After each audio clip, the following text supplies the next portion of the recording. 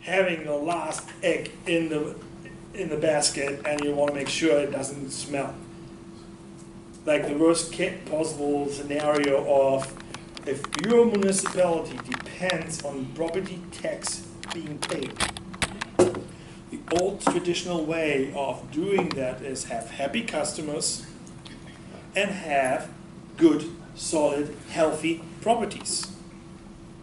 So if for some reason the health, let's do this before you trip me again. It's like cost evaluations, great teacher, avoided 3 times falling to death during a power cord. Isn't that what happened in Detroit when everything just well, it's somewhat a cascading effect. The discussion is about, hey, how can crime influence property prices, and then maybe plight and flight of plight and moving out of neighborhoods. If there's a flight, then you have a problem. Property prices will drop. You turn into like a slum-ish neighborhood. You have the creation of speculative buyers. Let's say I'm buying this house for $30,000, $35,000. Let's sit and wait how it burns. Worst case, it burns down, or I have to demolish it, or worst case, best case, I rehab it and rent it out or sell it out for expensive condos. You have to reduce the services to the citizenry. Yeah. But in 10 years, I'm sitting and waiting until I rehab the place. I'm not paying bare minimum on property taxes. Probably have actually tax deduction on that for some other financing purposes. So, then homework, you take a look at over the Rhine, Cincinnati. Old traditional German neighborhood with the music hall in there, small little park. The small little park, Washington Park, is beautiful outdoors now. In the early 2000s, this was a gravel sand parking lot with drug addicts and homeless all around. Nobody really wanted to go there. Going to music hall was parking in the parking garage, taking the covered pedestrian bridge across the high traffic road in the back of the music hall and go to your seat. Or being dropped off in front of the music hall and walk into the main. I'm a little bit polarizing here, but that was an experience. My first day at work in the city of Cincinnati, old senior guy told me, "You're a foreigner, you don't know these places here well enough, you're white, do not pass this kind of street corner at 4 p.m. during the day. This is one of the roughest neighborhoods and you might not make it out." No fun. Cincinnati had riots in 2001. Cars burning in the street, kid got shot in the alley, and. Downtown was a riot, just across the big street, it's over the Rhine. I don't want to get lost completely in over the Rhine. It's one of the most beautiful neighborhoods right now in the U.S. When you say Rhine? Rhine as in the river Rhine. The river. Over the Rhine. Yeah. Like across the river Rhine as in German Rhine. The Rhine that's the name of the river in Germany. That's a big river in Germany, but it's a German neighborhood, German heritage neighborhood in Cincinnati, which happens to be a partner city of Munich as well, so they have something going on with that.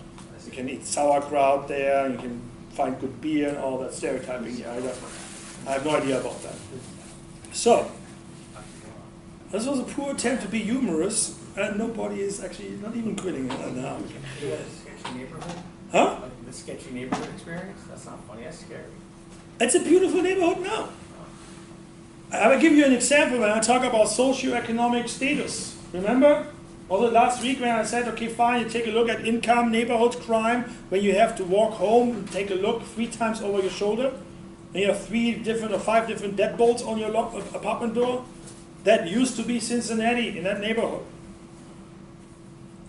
And a little bit uphill, uptown as we call it, is the university campus. Being marked, well, falsely marked, it turned out it was falsely. But when you get the news that there was a student being marked at 8 a.m. on the street crossing to campus, that was not a surprise. Hearing about fires being shot at someone in the parking garage on campus was not a surprise back then. Can still happen once in a while. Cincinnati was in the news for other bad policing and all that. Not excusing this, but I want to present that in the early 2000s, a neighborhood, part of a city, was in the FBI higher rankings of crime reporting, had really trouble, and over time the community changed. And one of the main incubators for the change was the city with their capital improvement projects and development agency, like what we have here, CRAs, yeah? And local farmers market, community market, Finley Market. You been to Finley Market? Cool, I have family running parts of that. Very cool. Yeah, really cool. I think I have pictures. It's not a fine some. It's really cool. That's what you want to do on a Saturday. You want to go there, you go and shop a little bit, you point at the meat, and they give you the cut. You know, you have exotic foods you can practice. You have shops around. You can hang out in the tea shop for hours. There's a little wine bar. Get 5 little ones and all that. But that's what we call in South Germany flanieren and flair. Yeah? Sit there on the outside patio, having a sip or not, eat your food, and watch people and enjoy good vibrations. And that was a bad area before? That was a bad area before. I went by myself. When was the time you've been there? May of this year? Ah, yeah. I'm talking about 15 years ago. Yeah? When we had Maria last year, I was sitting at Finley Market and got a sunburn. Chilling out in one of the worst neighborhoods 15 years ago. Pretty cool. Yeah? So time is a factor of change. If the people change, if government helps. So what made the area bad? Huh? What made the area bad? A lot of factors, stereotyping all the factors, urban flight, poor African American neighborhood. Or was it part of the precondition system by the government itself? I cannot answer that. And I need to go through. I cannot go into a socioeconomic reasoning discussion on the place and the city. I'm not an expert. I am not an expert when it comes, let's say, for the housing crisis and the socioeconomic downsides of that neighborhood. So please understand that I will not be able to answer that. I'm saying I will not be able to answer that. I cannot answer that Yeah, sophisticated. that plays a role into realistic development. In every location, factors are common and some factors are special. Yeah? And yes, you can say in some way it's a hen and egg problem. Why are cities deteriorating, particularly in the inner core? Yeah? And then have, let's say, the urban poor, mostly African American urban poor, in that city left. One of the elements could be income, change, jobs, employment, etc. Yeah? There are so many manifold reasons I cannot go in depth right now. Yeah? But it is a problem that needs to be addressed. And the question, rightfully so, is was that a problem made by government at a time that did not understand the reasonings and or on purpose? If I can read some into that. Or was it we did not have the understanding on what is actually causing, let's say, urban planning, did not have the comprehensive understanding on cause and effect on doing this. There are up and downs in urban planning based on time and period. In the 60s, with the interstate system, everything went what? Roads, roads, roads, roads, roads. The impact of suburbia and driving 2 hours or an hour to your work, when gasoline is dirt cheap and mortgage rates are dirt cheap, yes, you can live out there in the desert and commute in. If your gallon hits $4 and you and your spouse hit a problem with employment, then you have a problem in suburbia. And everyone is upset. Works the same way in downtown. If you lose employment in downtown, you have a problem. Again, huge universe I cannot answer in a comprehensive way. I'm not the expert for that. I have done my research in urban. Yeah, they are touching a few things when we talk about housing. Yeah, and I expect there are some ideas about housing here and how we be socially exclusive and inclusive. Yeah, gated communities are perfectly inclusive. Yeah, if you can afford them. Yeah. Yes, it's not a joke. Because even as a university professor, I can point out gated communities where I cannot be included because I potentially probably will not have, definitely not have the income for that. If you stereotype that I make money. Yeah. I'm proud that I actually have students that make more money than I do, so my mission is successful. True. Yeah, personal stuff. I'm doing okay. But in that comment, I understand also when we talk about income and student life and stress in students. If you guys complain to me about your struggles or tell me your struggles, I've been there, I understand.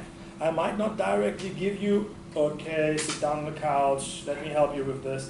I understand your struggles, and I'm looking at everyone in the same way, not looking into your eyes, because I don't want to point out folks who had displaying struggles in class or via emails.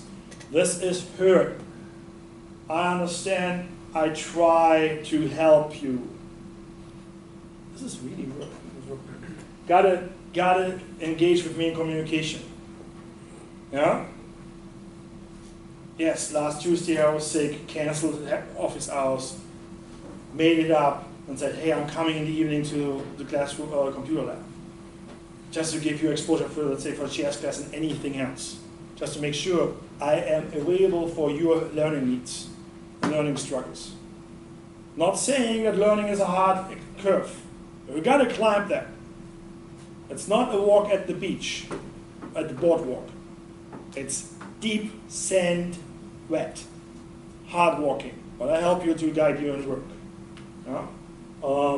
Again, been there, done that. I also had my fair share of ramen noodles in a month to make rent in both continents.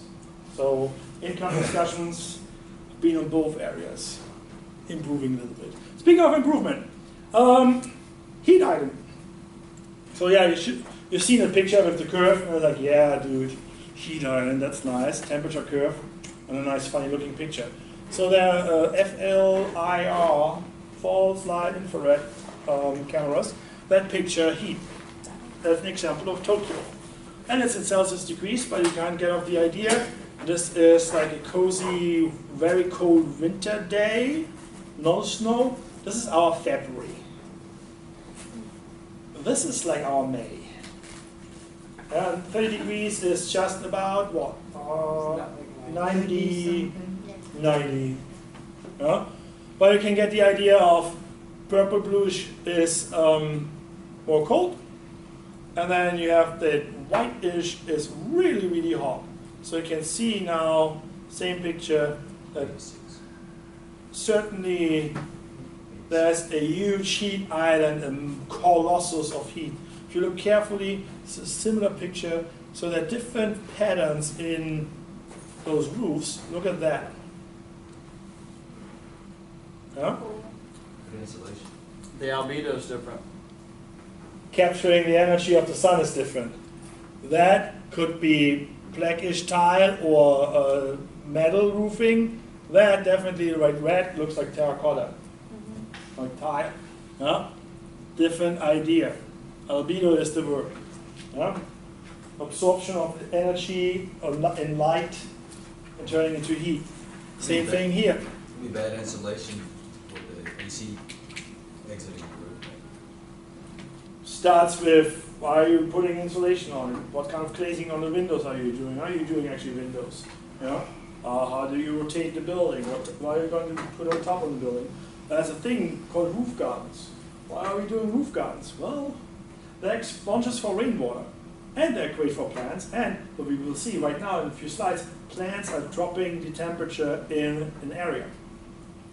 So if you actually haven't found a really cool spot right now here in Fort Lauderdale, have to experience that, find it. But if you're a little bit up north and you actually pass from a rural area or city area into immediately into a park or a forest, temperature drops. Extremely, you can feel that. I used to live in a town where you run from a regular strip mall commercial road into an extremely wooden neighborhood, big trees, big oak trees, hundreds of years old. You pass that road and you feel cold on the bike. Between the north end, the main street corridor, and the Boise River, different temperature profiles. All right, speaking of, I'm to date on this cheering. All right, different example here. New York, something like that, if I remember right, yep. Different heat in the buildings. I think that was actually a night picture. Still at night or in winter. I would have to take a look at again the reporting here. Water, cold air. So that's the reason why I say night and or winter time. And insulated areas here in the building. This could be an elevator shaft or actually a stairway, because you have more heat circulating through. But again, take a look at that and say, well, have you thought about the energy consumption and the energy storage in that building you want to build? I've never seen an apartment building discussion for 20 units and saying, hey, can we do the energy consumption and energy storage? Not really seen that in a commercial world. More in the academic world, like an architectural studio. Like you guys probably design stuff like this in school. Like, hey, can we rotate this, more sustainable environment and all that. Yeah? It's different. Little things make a lot of changes. The whole idea of LEED standards, how do you collect water, how you retain water on the property, how you reuse the water. If you walk to the parking lot up front, if you walk not just the main street out, main corridor out, but cross a little bit over, have you seen the new signs? Or I just discovered them this week again. Reused water. We are actually watering campus parking lots now with reused water. So if you're really thirsty, do not use that sprinkler. Yeah? Do not have the kids run under the sprinklers. Yes, please. What does the term energy storage mean in this regard? Like, I know about how to reduce the energy consumption of a building in different ways. Homework assignment. At 5 or 6 o'clock today, when you recover from class, you're going to take a walk barefoot outside of your home door. Yeah? Suggestion, not demand. And you do careful walk on your front lawn versus the tiles for the pathway versus the blacktop on your parking garage driveway.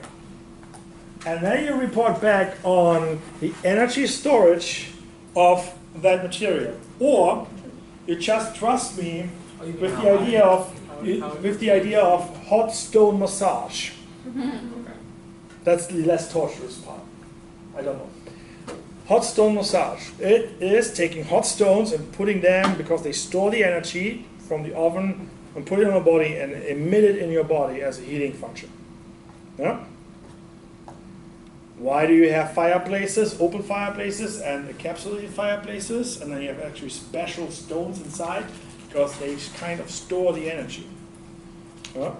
So, fun fact, if you have a regular red brick and do a campfire, you throw a brick in, that brick is hot for hours. Don't touch it. Yeah?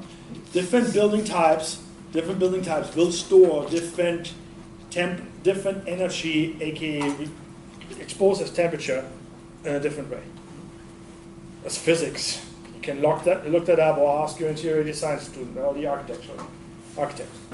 They know that stuff. If not, you should talk. Again, you get the idea that we gotta think about there's an energy component in this whole idea. Yeah? Energy component, if you take infrared pictures as well, thermal imagery here, heat emitted in a city street at 9 p.m.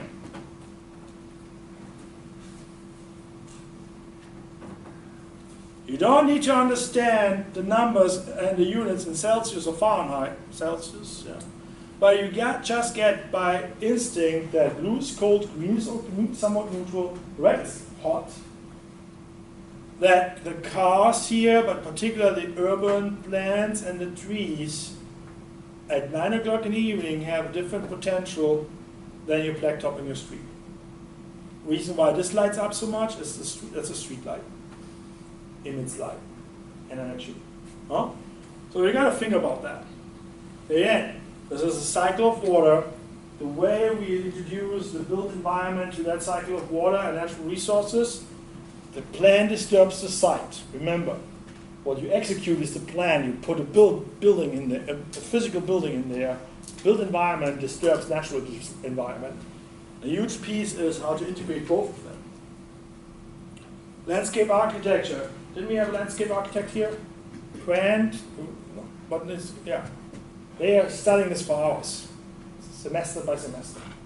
How to integrate nature and built environment in the proper way. Alright, does noise matter? Yes, Do what? absolutely. Do what?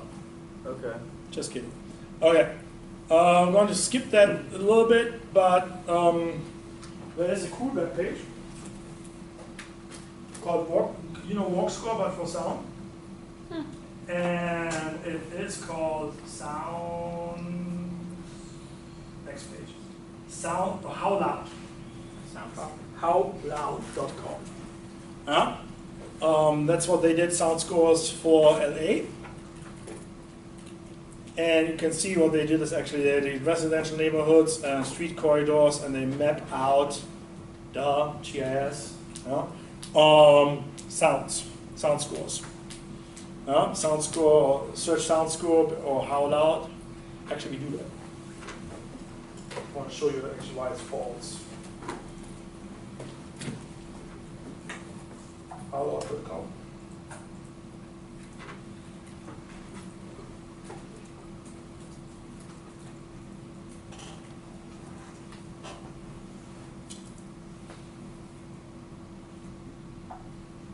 All right, if I do this, zoom out.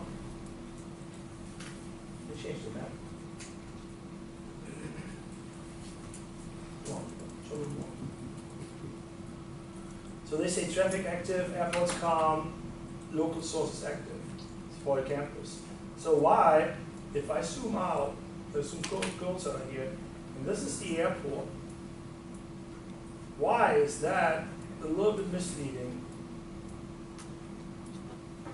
Can you see that? Why is it misleading? Because Yep. the actual flight of the airplanes is in between. Because this methodology, I would say they're using time-based traffic counts and land users. They are not using airport approach patterns. And there's blue right where the airplanes.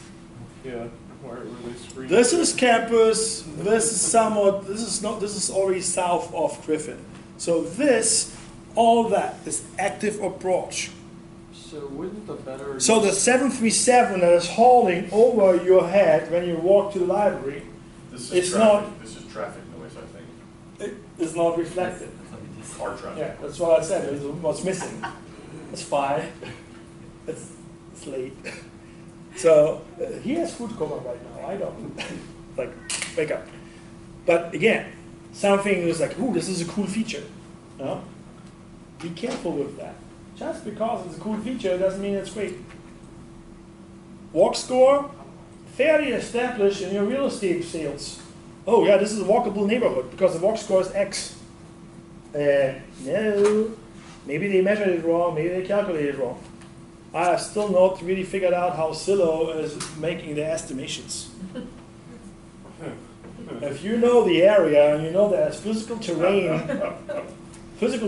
like rivers and interstates, I really don't know why the $400,000 homes south of the interstate will impact your housing prices north of the interstate. It's like Whole Foods in Davie here, and then 400 yards north, you had the fountains in Plantation. Well, Whole Foods is there, but the housing prices will be really brutal. Not so sure, because Zillow at some point does neighborhood by neighborhood and not across the interstates. So it's really weird. If you're really good in spatial statistics, that's a dissertation topic. Just saying. All right, where are we at? Urban climate. The other thing, which makes life a little bit more exciting, is the little tiny niches you can build. And this is a small park in Midtown Manhattan, yeah, taken from an article of a guy who says, hey, we can use actually little pocket parks. Pocket parks used to be and still is a little bit exotic element. We're getting there. And saying a park, even the size of this classroom, can be a plus point for the community, can be really great, not just the urban climate and all that, but in this case maybe noise. Because it's giving you this little enclave on different life, different stretch. You just step out, sit in the fountain. There might be someone playing guitar. Different flair. Yeah? When we talk about mixed-use development and how we mimic organically grown mixed-use developments, this is part of that, checking out. The little elements on that streetscape. Everyone is amazed about Europe. I went to Paris and walked this way, everyone was in the street and coffee shops out there and music and playing things and guys. Same thing, everyone's like, Munich is great, Oktoberfest. I'm like, Munich is great because you can sit outside on the pedestrian area, have a coffee and a cup of coffee and a piece of cake or a beer, yeah, and enjoy the town and the people in the town at an environment where no traffic is disturbing you, at a noise level where it's actually joyful. Yeah? So keep that in mind. Next time you walk through Las Olas, honestly, Las Olas has great places. But walking Las Olas, the mall is more exciting at Saturday afternoon lunchtime in terms of people. So when we design spaces and places, and we think about, okay, you create a community with a bunch of apartment buildings and amenities and a clubhouse and all that, who are you users? For whom are you planning? For what? And are you actually the right person to plan?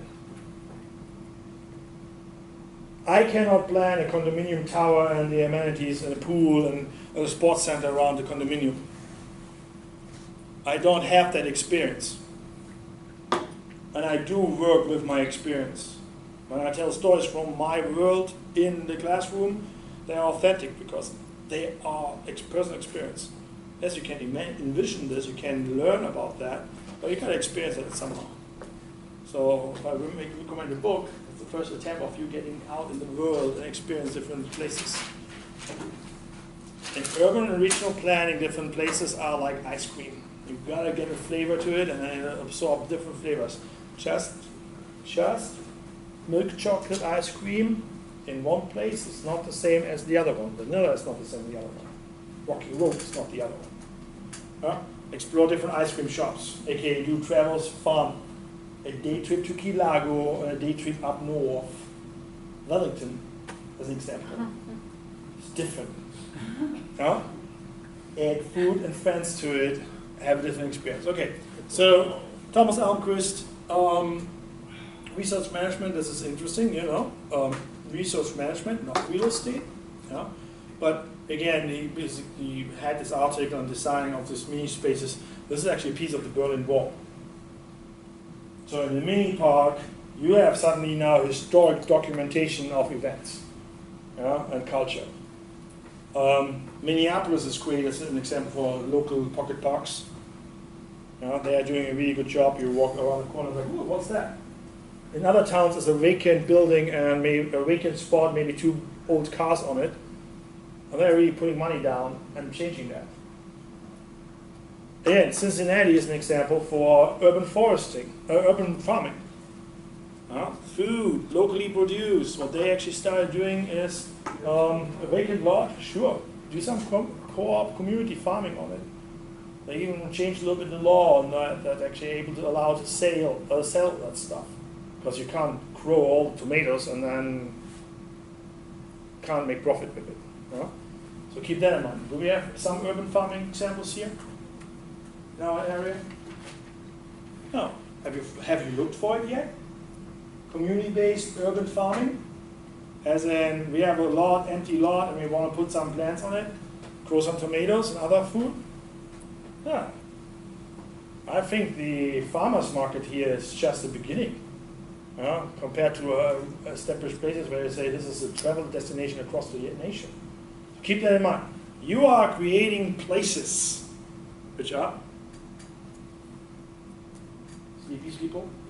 Culture, shared values. Felt value, culture, and identity. And on those three pillars, you can create pretty much everything or ruin everything if you don't get that connection, that feel. All right. Speaking of field, little few slides in terms of road design to give you the idea. Okay, what was the focus point here? Yeah. In terms of noise and traffic, what they did is, let's put this ugly wall up. I can say ugly because I drive along. If you are the neighbor in the backyard there, you say, oh, this wall is wonderful. Because you finally can sit on your patio and talk.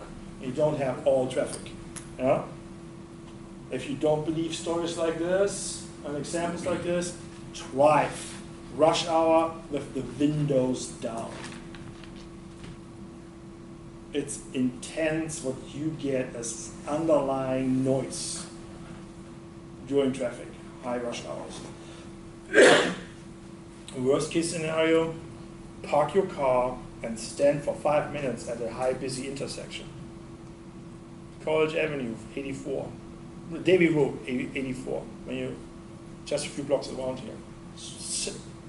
Everyone's like, what the heck? You would stand there for 5 minutes? Yes. You gotta walk your environment sometimes to get a feel of how your potential customers have to walk somewhere. Yeah? A trip starts walking from your home to your car.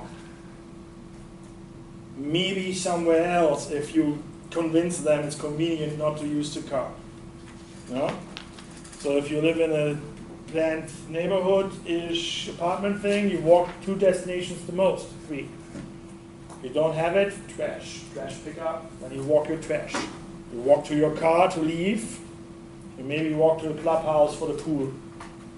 After a few hours with me in classroom, it's like, man, he was obnoxious today. I need to chill out a little bit. All right. Different things again, different sketches here. How we try to retain noise in corridors. The worst case example is you are going to seal the whole thing and build pretty much a tunnel. Yeah? Which gives you the opportunity to actually create something new around that. Alright, this was my little 5 minutes on noise. How are you guys holding up right now? I'm not going to make a break. I'm running as long as goes, and then we go into group setups. Recall, gateway functions. Alright? What is a gateway? Connecting Access to another space. Access to another space. Where did we start to talk about gateway functions? Gesundheit. the sign that you see when you get somewhere, like the Disney World sign. All right, what was my example in my PowerPoint slide last week? It was a giraffe. The giraffes, and the slide before was that really nice, literally an arch for San Diego. Yeah? Oh, gas lamp. Gas lamp. Yeah. Also, I want a baby. This is the welcome sign for Davy. This is the welcome sign for Davy placed here. This is the Jiffy Lube, and right behind the Jiffy Lube there, this is University going south. Yeah? This is the parking behind there. This is the parking lot of Whole Foods. This is welcome to Davy. It's actually cool. I actually saw horses yesterday. This morning. Yesterday morning. Saw two police officers on horses. So that's the reason why they probably have more than just one sign. But again, a gateway function. Access to space is one, and it matters. This is part of the discussion about space and intrinsic value. Remember, Lynch is talking about every space has an intrinsic value. It also matters the way we enter a space. Physically as a person, but emotionally by experience. Yeah? This is the gateway on University Drive to enter Davie, Florida. Very unemotional, huh? Welcome to Disney World. Big arches, towers, all that. Universal Studio, similar. Yeah? Walking into the Harry Potter ride. Ooh, it's all Harry Potter. It's a really great experience. Even the waiting hall is all little gnomes in the bank. Yeah? It's really fascinating. It distracts you. It creates a perception of an experience. There is a reason, I haven't seen them for a while, but there is a reason why you have a greeter at Walmart's. Hey, how can I help? Hey, may I help you? Just asking that question makes your shopping experience different. I was like, oh yeah, I'm a little bit lost. I need this and that. Can you point me out in the right direction? Simple things. Think about that. Restaurants business. You have someone at the entrance waiting for you to come in. You get out the question, hey, how many people would you like to have a booth or a table? Huh? That is the first impression you have about the restaurant when you walk in, besides parking lot and entering. Huh? First impression you have is, hi, how are you guys doing today? Party of 4? And then you have the logistics. Hopefully you have a reservation and you're sitting there and have enjoyable food. Next experience in the restaurant is what? Think about it. Just literally walk yourself through the last time you went for a lunch or for a dinner. How clean is the booth? The smell in the place. Is the music loud? Is it busy or not? Smell in the booth. Is it dark or dimmed, or is it during lunch still okay? Is there a lot of sound bouncing around? Exactly. Is it detailed little classical great music, or is it being well? Not to mention you can't eat dinner. You know? There's only a certain amount of country you can listen to dinner too. But yeah, that gives you different ambience when we talk about interior design and making that place. You know? That all feeds in. Hey, we're just talking the last 3 minutes about your experience for the last dinner date you had, or dinner out with friends. Sound, entering a space, intrinsic value, the way you feel, noises, again, different noises, yeah. Smell, light. This is the whole thing. He's talking in his book about creating places. Yeah? The way you enter that kind of space makes a difference and matters. Yeah? And then at the end of the day, then hopefully the steak is good as well. And the service was great, so you tip 20-25%. Don't be cheap on the tip, please. They're working their asses off. There's no other way to say that. And you see and feel that. Been there, done that, paid for fun stuff in college with kitchen work. You know? So, example of a daily life experience or your last weekend turned into a classroom experience right now. Don't forget that. Intrinsic value of a space has different dimensions and you can rate them. Same thing with an airplane flight. Small place, big place, good food, big smiles, lots of drinks, no drinks. Paid $50 for a checked luggage. Don't like it. Stuff like this. All right. Welcome to the town of Davie. The fun fact is, it's not just that place, that location. They're really cool around Town Hall. You should check that out. Town Hall, that whole block, the larger block there with the rodeo grounds in the back and the flashback diner where you circle around. Really fun stuff. Good food. Diner's really good food. And for those who haven't been yet outside of campus, homework assignment, flashback diner. Great food. Soup and half sandwiches for lunch. They're also open 24 hours. Yeah.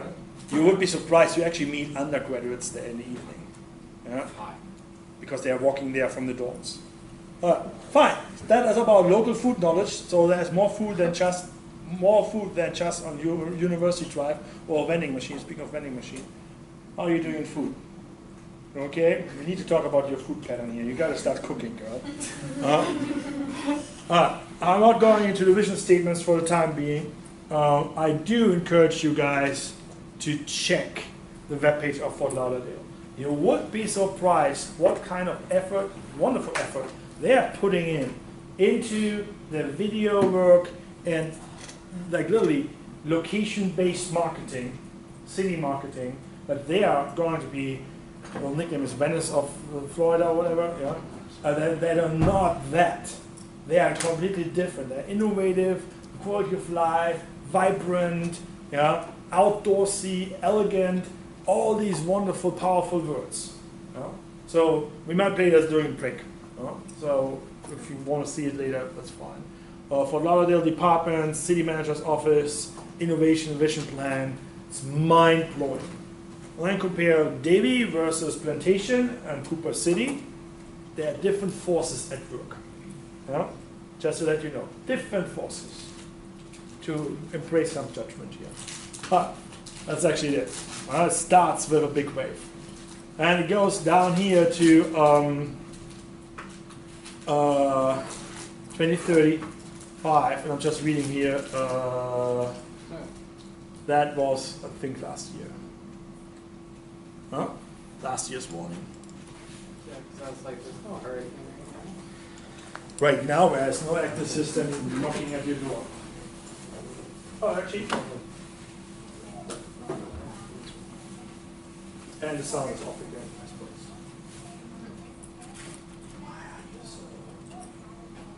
I can hear it, it's just low.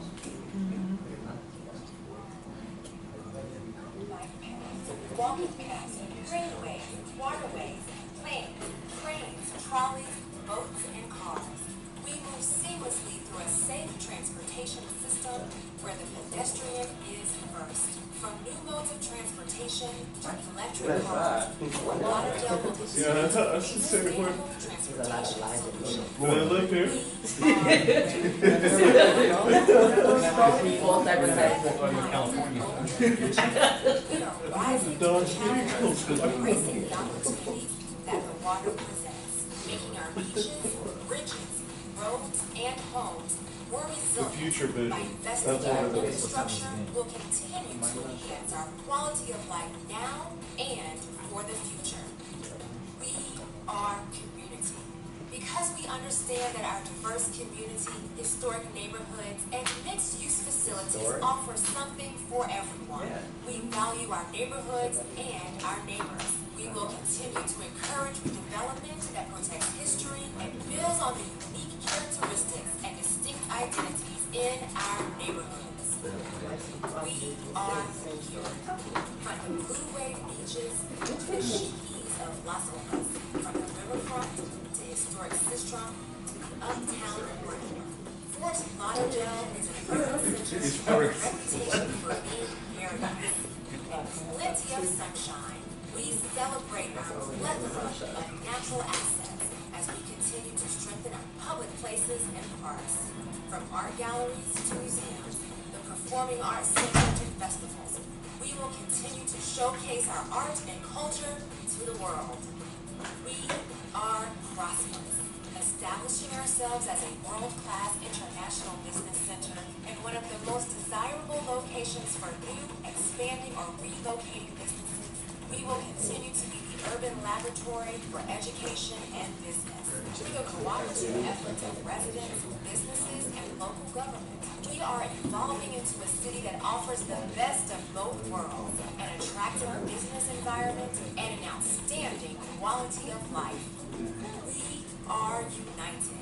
We are international, multi-generational, culturally aware, and diverse. By remaining focused on our mission, we are confident that we can address the challenges that lie ahead and work to preserve and enhance the unique characteristics that make Fort Lauderdale such a special place. Fast forward, Fort Lauderdale 2035, the city you never want to leave. City we never want to live. Well, yeah, someone's doing some marketing there, so. With a lot of lies. Okay, that was so much BS in that. Yeah, a lot of lies. It's in there. It's not lying, 2035. it's just not telling the truth. It's still lying, it's still, but then again, Anybody seen that train thing? What? It's not lying. You don't tell the truth. There's a difference. that's still lying. CGI. There are a few things about urban and regional transportation. We are, I think, at the start of the discussion. That is 10, 15 years too late to start, but it's a good thing that it happens and people are concerned about it to make that change. Because one thing is to realize we are out of developable lands tomorrow, maybe depending on the type, today already. Affordable development lands, Woody is just nodding. Woody's job in 10 years to acquire lands for community-based housing subsidized through the Habitat program, in 10 years, it's going to be really hard. I'll be retired. North. But they're only in Broward County. So think about that, the challenges of the next 10, 15, 20 years. Because in 10, 15, in 20 years, half of this classroom is just in their close 50s. If I look around, in 20 years, yeah, lower mid 40s. That's it. I'll be 60-something, I'll be out of here. I might teach this class in 20 years still. If you don't kill me today with the tripping wire here. But yeah, think about that. You talk, this is a vision, a video about vision. This is how a written document in the community-based work they did think they will look like in the idea of 2035. That's 17 years out. 17 years ago was 9/11 when the Twin Towers came down. So 34 years-ish after 9/11, we have another vision going on. I'm trying to connect these with the example of 17 years is a massive time span some people do not comprehend. 17 years ago, some of you just started school. Some of you guys already had a college degree. So think about that. Now you're tasked to have a discussion, I skipped that actually, discussion point, on how you want to be in 5 to 10 and 50 and 20 years as a community. Homework assignment could be, hey, you know what? Think about where you want to be and what do you want to be in 5 years. I had a plan, well, let's do a year in Finland doing my studies, and then I had the offer to go to the US, and I'm like, let's do a maximum of 10 years abroad. Personal goal. I violate that with at least 5 years right now. More than the count of 10 years. Yeah? So think about what do you want to do in 5 years? What do you want to do after you graduate from this program? You're like, financial analyst or market analyst, or, oh, I have some finance backing already, and maybe I run my own company. Or I want to work for a small company versus a big company. I'll ask you 5 years, and you're like, you don't know.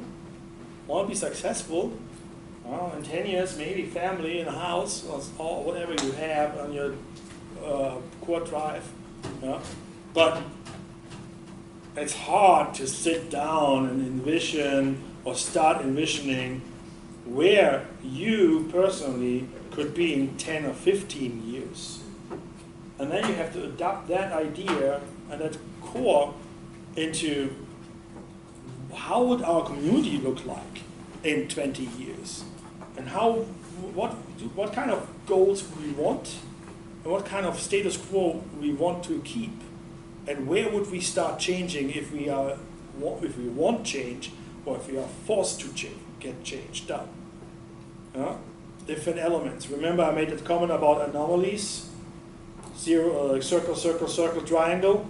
And boom, that's the event that happened, or the change that happens. And now you have to figure out, are you still in the mode of change? Are you actually doing a revolution?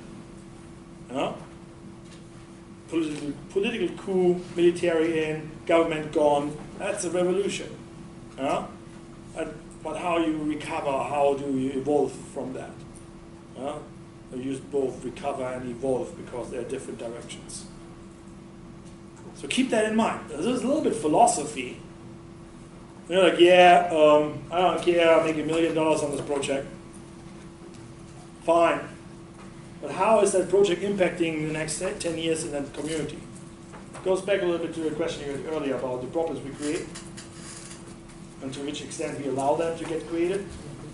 If I buy now all manufactured homes in Dania along the Griffin Road corridor, if I would buy all of those manufactured homes, particularly after the next hurricane, Cat 5, there are investors, local stuff, they might consider that. Buy a whole subdivision, buy them out. What type of development do I put on there? Go for rezoning? I have climate change and seawater level rise in my backyard as a collaborator for better apartment buildings, no more manufactured homes, no mobile homes. They're not sustainable long term for the structures. They're causing way too polarizing here, causing too much trouble. Why don't we just put a up to the top-notch status quo building code? This is building code standards, new development, perfect stormwater treatment, even a shelter function for the rest of the community. Maybe not this storm, but in 10 years, if more and more events like this coming in, we probably have a change in attitude. The question is, who's the leader making those changes in government and in private industry? An example I presented earlier with, let's say, insurance companies. One thing we had 5 to 10 years ago in the wildfire research discussion as a really negative was we did not have $1 billion damage case. All this wildfire did not have a single event with $1 billion and more damages. There was not yet, statement like 3 years old. In 2013, I made a statement that there was not yet a Katrina level event in wildfires. This season, last season was a little bit different. And you look at the numbers and you say, well, fine, Idaho 2012 burned down half of Ireland, I think was the number, 1.7 million acres in land. Nobody really talked about that outside of Idaho, because it wasn't really impacting $1 million homes or lives, or firefighter lives. Again, different dimensions, different perspectives will change. The values on the spaces and places will change. And you take advantage in chaos sometimes. That's when you laugh and say, yeah, well, next hurricane, buying up property, if you have the money for that. Some people do that. All right, let's talk a little bit law stuff. There's an example of subdivisioning. This is actually coming in from the textbook a little bit more. Why would we actually subdivide and create subdivisions? Well, cost is a real factor, and pace of development I would like to point out. Because if I buy a big chunk of land, 1 mile by 1 mile farmland, and I just cut that in other pieces, I don't have to serve the whole cake. I slice and dice and serve just pieces and crumbs. That's the best example. It's almost 2 p.m. for coffee shops. You're not saying, here, it's a full cake, I want to develop my full cake. No, I'm phasing it. I reduce my risk of my development over time. I might be able to adapt over time as well and make the changes I need to. What does Lynch mean with subdivision as social advantages? Come on, Daphne. It does. Social advantages of subdividing.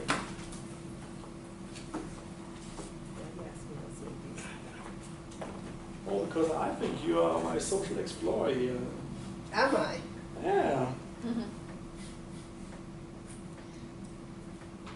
Social advantages of subdivisions. Remember, the book is written in 62. I wasn't even born yet. Well,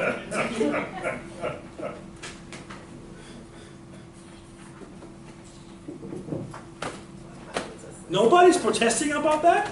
You can, What's the question? it's probably all stuff that is pretty highly offensive. Yeah. Yeah, just It all depends on how you look at it, though. Well, You can apply it in the context of that it was written, you know, for some aspects, but you can also look at it through the lens of 2018. okay. Well, enlighten us. Yeah.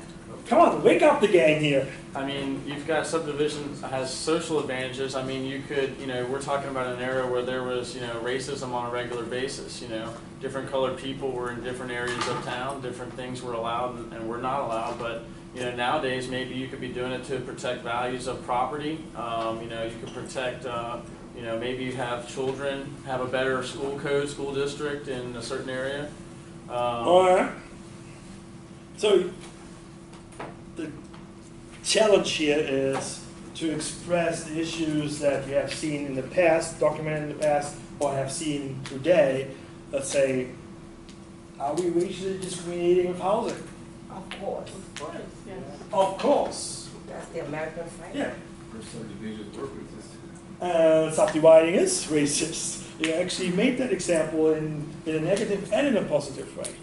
Yeah?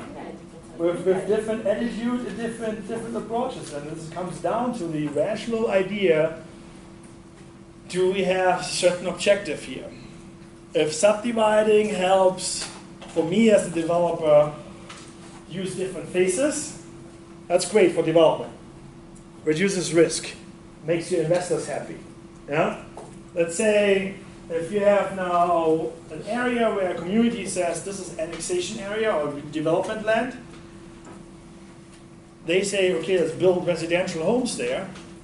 The developer comes in and builds certain types of residential homes. Subdivisions, block by block. Single family home, a little bit lawn, picket white fence. Sounds familiar?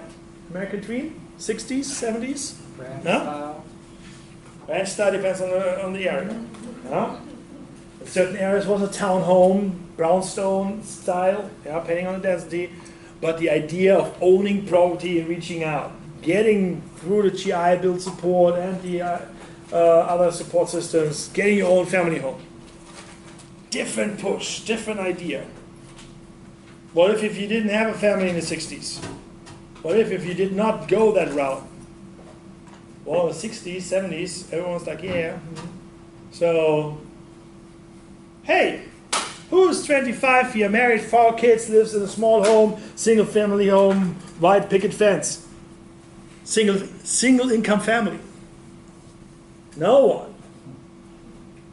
Who's 35 and doing single family income with 3 kids, raising kids as a home alone, stay-at-home mom? Who sits home and has 3 kids these days? Exactly. Time has changed. Huh?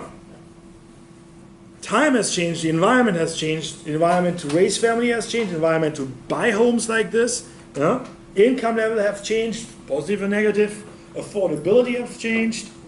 All these little factors adding up, where you even have to raise the question, moving away from a subdivision, if the single family home as we know it still has its social advantage of home sweet home. Seriously. I mean, I don't really think subdivision is such a bad thing. It comes down to, you know, primeval things. People in general, when you go back to caveman style, everyone was territorial. Hey, we got our area, this is your area. They roll in packs, survival of the fittest. I wouldn't fight with the Neanderthals. They had clans. Yeah. So, but You said they had class? clans. Clans. Or maybe they had class too. But the thing is, you need to understand, there are different socioeconomic factors where you can say the social advantage might have been diminished over time now. And there's a ton of literature out there, a ton of reading to do and research you can tap in. And depending on what type of fraction, slice and dice of society are you looking at, and region, by state, East Coast, West Coast, Midwest, state, downtown versus suburbs. All these locations have different impacts on that. Get rid of advantage, just say social status. Right. If you're downtown in Fort Lauderdale, have a single family home at the Tarpon River area, Tarpon Bend, your social status based on that house you own is already different than the little apartment you rent in Cooper City. Or let's say here in Davie. I don't even know how much rental apartments, tiny rental apartments you can get in Cooper City. Yeah? So there are different flavors you have to accept. When I say flavors, I don't want to point out which variable you can be judgmental about or say we need to talk about this. Income is definitely a factor, education is definitely a factor, race, hallelujah. If you didn't accept this now in 2018, you have a problem with it. What do you mean by race is a factor? But there's only one race. But the market and the arguments around all that are not done. They are not, all humans are not equal when we talk about all these environments. Because it was written by a group of ignorant whiteheads. But there's still ignorant people out there. Of course.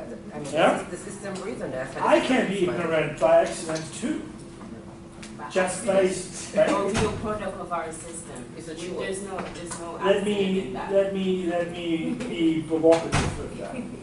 I am not perfect with my own environment. That's what I say.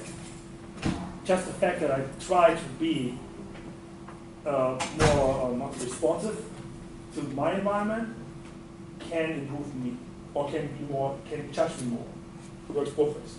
Again, this is not a social theory class on urban environment, but you get the environment, but you get the understanding. Even if you're thinking about the next single-family home or multi-family 8-unit apartment, this impacts you as well with your line of work. The way you treat people, the way you partner with people, the way you are dealing with your customers, the way you add to the community, and you always want to be a good player in the community. Because it makes life in the community better. Well, subdivision and social advantages today, I think personally, I would say we're now, my focus on how I would apply it today would be I care more about how do we make our entire small little community a little bit better. You know, because we can get focused on micro environment. Takes a village to raise a kid. Remember that saying? No more. No more. Takes $100,000 prep school per year to raise that kid. Yeah? I'm not laughing. Private prep schools, plantation. You'll find something in that price range in this area here. Huh? The decision in which school you're going to put your kid in is always made nowadays with young parents based on their income level. How much money they can afford to take away from the daily routines and mortgage payments, etc., to make sure or not make sure that the kid is going here versus here. But Why? it's not a choice. And then, again, I'm talking from a case you have the choice between those two places, or trying to differentiate between those places with the factor of choice of income. Saving money for the school versus using the money elsewhere. But you have the money, or you might be able to make the money. What are you doing if you do not have the financial means to have that location decision for the education of your kid? How present are you? And I'm at not home? saying this has to be, let's say, to take out a little bit the heat. Yeah? This doesn't have to be African American community or any diverse ethnic community. This can be your 30-year-old single mom of any color, of any background. There's a lot of poor white people where I'm from. Yeah. Dude, There's a Yeah. lot of poor I'm just picking on one specific extreme case. And my Why are experience. they not American? Why do they have to be African American? What's part of them that's African? No, I took out all that. I took out that. To give you the extreme example, that everyone is impacted by that. Housing choices for a single parent is completely different than for a single guy. Of course. Think about that. Wouldn't you say that all this has to do with the subdivision today just basically has to do with economic needs? Because that becomes the priority and then everything else stems down from how much money you have. So it's all over, but then there's different class sets, if you have a certain amount of money in Plantation, you're gonna live in a certain type of house. If you have lesser amount of money, you're gonna live in a different type of, Yeah. you know, If and you then have- it just goes if on. if you have a different lifestyle, you live What, in what about manners the of millionaire that everybody's. lives in a container? Because that's a choice that the millionaire made, but he has an option Right. to be able to afford the millionaire house as well. And the discussion right now we have is about what if you do not have choices? What if the constraints from the environment or the society and culture, your surroundings? What What can if you do if to help those? create and make a space where you have more options? Well, this is Well, what that's- we wish. That's different. I need you to understand first What exactly what you said. that I need you to keep that in mind. The thing where the starting point is what you just said. Yep.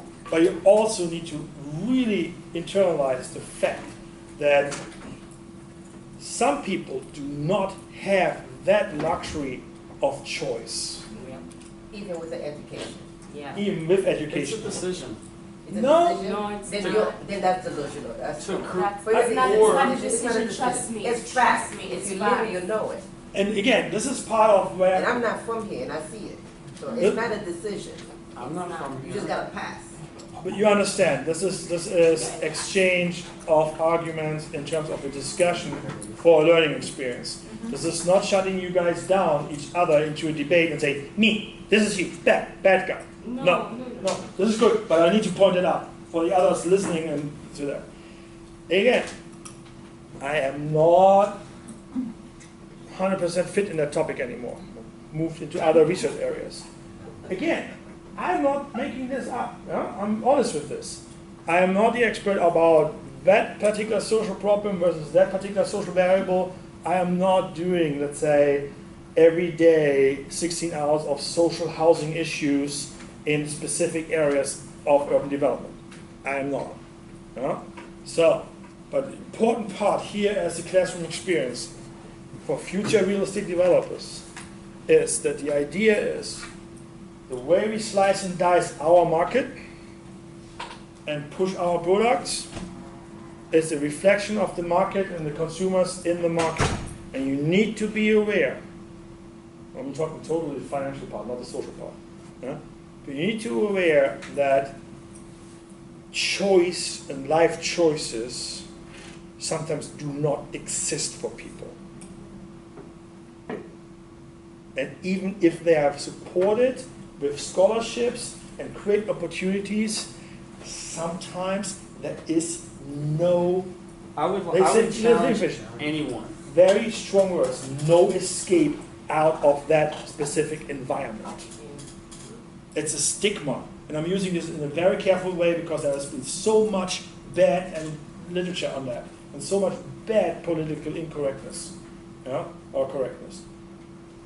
But I think we're at a point where we need to say, okay, fine, we are a diverse classroom here. We are different ages, income levels, backgrounds, educational levels, yeah. Don't even get me started from which corner of which continent we are coming from. This is as much as I go in depth with that. We have different experience, different cultures, and identity. And what is important to understand is, yes, I have the option, but and the choice to choose between this and that. I have the income to make the choice living in Plantation, or do I want to live closer to the beach? I save the money in Uber, with $600 to $800 in rent difference when I look for houses here. I make that choice. Yes.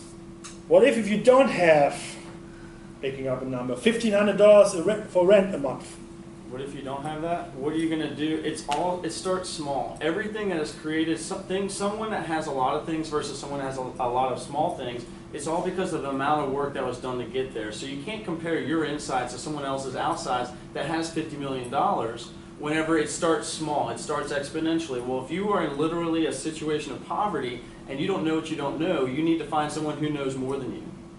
And then that person can bestow upon you a little bit but more. let's say in the example, if I have not the financial means to pay $1,500 to rent a place in Davie or Plantation, as a college kid, you're forced as a college kid because of your financial means to have roommates. It's a great social experience. Huh? You gotta have roommates in your life. Huh? You gotta have roommates. Living alone, depending on your age, living alone has benefits and negatives. Huh? More benefits than negatives. You can't, if you live alone, you can't yell at your roommate not to clean the kitchen. So one example. But financial means, let's say in college times, ask you or force you to have roommates. If you have financial support, you end up with one roommate. If you don't have financial support sufficient enough, or you say, I don't really care about the amount of roommates I need, you might end up as a friend of mine with 6 roommates in a 2-bedroom apartment at that time, temporarily. Yeah? They lived in the computer labs all day long. The only way they cooked together, and then literally I think they had schedules where and who sleeps in which bed. Just kidding. But they actually had this little kind of community for half a year. Totally illegal in terms of occupancy rates. Yeah? But they made a choice. Instead of $800 for each other room, they paid $800 for the whole place. Because they didn't have the financial means to actually have separate places, and they combined that based on their culture. And said, we can't do that in friendship. Yeah? So just a little college example hopefully gives you the idea. If I have poverty or very little financial means, my lifestyle is different and forced to be different. Even if I have the choice, I can buy the 50-cent potato chips or the $3 potato chips. But maybe I'm buying 6 bags in a whole month on the cheap ones versus one only a month. Same amount, $3. But that is a different experience. Fun exercise. Go shopping at Walmart. Walmart is awesome. No, I've been to Walmart. I do shopping here and there at Walmart. I'm fine with that. Look at the people and their shopping carts. And don't be judgmental, learn. If a person in front of you pays $80 and pulls out change. Change and I'm in line? No. Don't. This, I disagree with that. Like, okay, they got change, that's why they got that. I'm not standing in line there. Then don't go to Walmart. No cash anymore and getting change out. There's some constraint in their budget they have to deal with. Versus you swipe the card and you don't worry about the $50 right now. Yeah, that's along your line between choices and options you have. The moment you move from a $500 credit limit, first credit card I had in the US, to something that is more than what you make a month, and you know that you only spent the money that you actually will be able to pay or have already. So that's the reason why I don't buy a $1,000 TV. Yeah, first TV was given by a friend. He moved. Walmart does have the best TV collection. Yeah. So just to give you, don't want to divert too much into the social discussion right now. But for everyone, going shopping is a learning experience in a careful observation, non-judgmental observation of people. A simple thing helping a person with all the bags to the car because they're old and can't walk the right way. You just help them. It's a social experience and a learning experience. Not everyone does that. How many times do you walk by someone who is in need and you're like, no, not doing this right now? You can volunteer as much as you want to. If you're unable to talk to that homeless person and give that homeless person the bare minimum of respect as a conversation and maybe some food, or even saying, I'm not giving you money, I don't have food, I will come back with a Subway sandwich. That's a different social environment you create. Yeah? And in the context here on the textbook, this was definitely dealt in the idea of creating safer spaces for a community that can afford that. As in, let's have a subdivision where the kids can play on the streets and the neighborhood is watching them, and again, the village raises the neighborhood, the kid. Well, when they do site designs now, similar to what we just did in our exercise here, they do that, but they don't do it where it's blocked off. Because you'll have townhouses, condos, single family, and then the mansions in all in the same small pocket. And you know what, we all live together. And back then, they would do parcels of 1,000 acres, 1,000 units on 6, but no, it'd be the smaller homes. And then the next one over was for the big, for that type of community, because that next person couldn't afford it. And in Broward County, they did that all over the place. And when I was raised in West Hollywood, let me tell you something, we were very poor, but I didn't know when I was little. But interesting thing here. I will promise you guys, I will not ask in the midterm about interpretation of that quote. Yeah? But, interesting thing here. The discussion on the physical subdividing of land as a social advantage turned us into totally discussion about the social change that is needed in our society and in urban places. Yeah? So, something to remember and something to keep going with discussions. Yeah? This is a rough topic. Because there is no ultimate yes or no answer. You have to be able to compromise and be able to be an agent of change.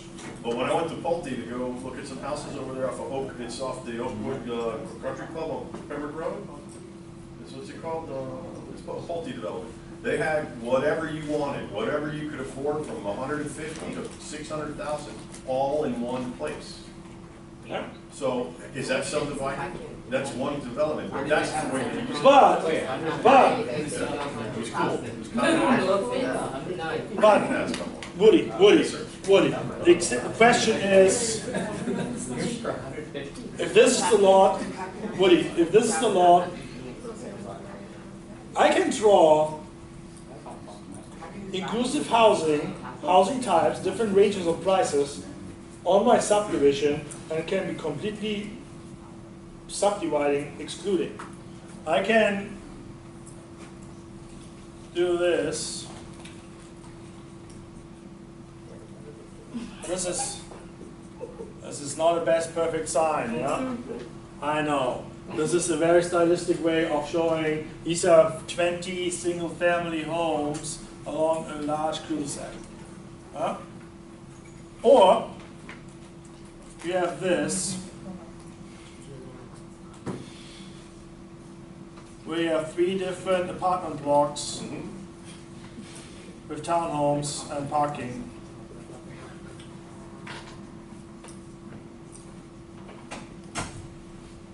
$400,000 homes. Yeah? I'm fully aware that I drew something that you guys found funny. Because I heard you guys whispering. Can happen.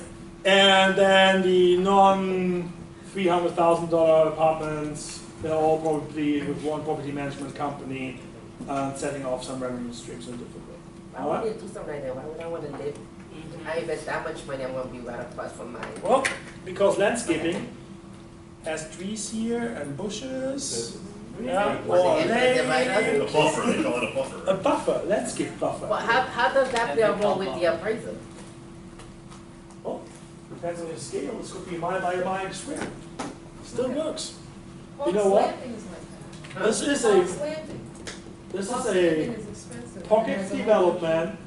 This is a pocket development, a screen, maybe it has a gateway function, it's a little bit offset. Listen, there are no developments here. They're actually starting at the end. It might be a little bit more winded road. Like a curve, boom, changes by $50,000 because you have the main street not visible anymore. The only catch in this one is you probably, by fire code, you probably won't get that single entrance road anymore approved. But theory, just a simple makeup sketch like this. I'm a developer. I develop 2 faces, actually 4. 1, 2, 3, and 4. Yeah? I include market rate, high rate pricing, and socially induced homes that are confirming with my current rates that I need to fulfill according to state law, as I said. Because you can put in here the 900 square foot apartment for $1,200. Or whatever price rates you want. You know? Just simply saying I bought all this land and a little bit being a mean guy and sketching, I changed that environment. I have more slides about that. Not on residential, but on campus planning, because campus planning is awesome. Huh? So, okay, keep that in mind. There are different tests we can use. Yeah? Bottlenecks and circulation, just mentioned that. Doesn't really work out. Second test, arrange all the buildings in hypothetical locations. Well, could that work out? Yeah? Just did that. Just leaving the curve side, putting an S-curve in, make the change. Yeah? And it would reserve enough space for the future. You have a discussion in your teams, yeah, on, hey, maybe we have to keep some leftover placeholders for a future fire station or police station. Just that in your game setup should give you the idea of, do we have enough space for the future? Classic example for space in the future. Did you just Snapchat me? No, okay. Okay. I just want to, I can share some of those slides if you want to. Please. Oh, please. Because you guys are now finally catching up and taking notes. It's a week before the midterm. I have notes you need. Midterm is, by the way, no notes, closed book. All in your brain. I will give you a study guide. I was going to say, did Are you you say you were when you giving gonna us send a the study study guide?